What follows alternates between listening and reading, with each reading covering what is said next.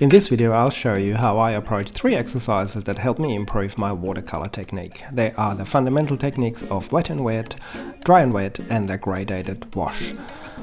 I like to divide my page into 3 sections for the 3 exercises. I start with wet and wet by wetting the paper and dropping in some pigment, and that obviously attracts the attention of my cat, so please bear with me while he keeps interfering with my brushwork. But basically I'll drop in the pigments that I want, and I aim for a really simple composition here, just some sky at the top with a middle ground and some water reflection at the bottom. While it's wet, I'll drop in some stronger pigment, in this case some indigo, and then a bit of purple at the bottom.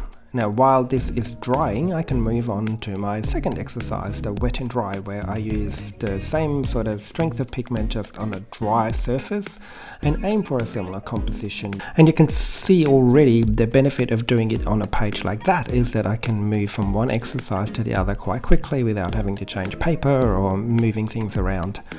I've dropped in some middle ground there, some tree lines that it's just a little bit sort of fuzzing into the wet sky, and while that's drying I've moved on to my graded wash in the third section of my page.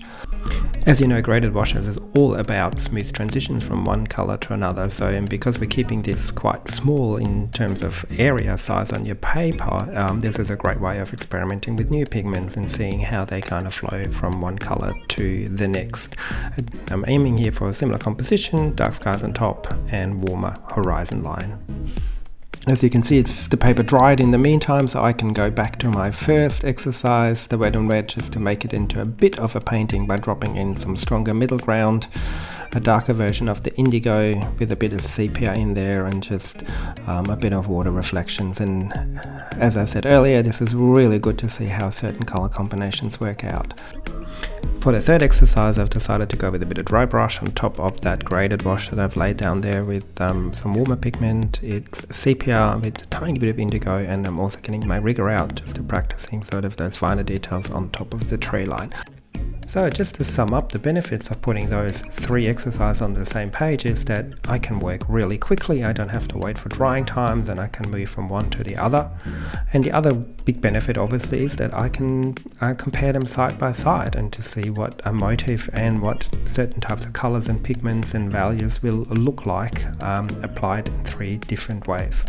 So just adding some final touches just to cover some of the blemishes, and adding maybe a little bit more detail to the treetops there just to make it just that extra bit believable.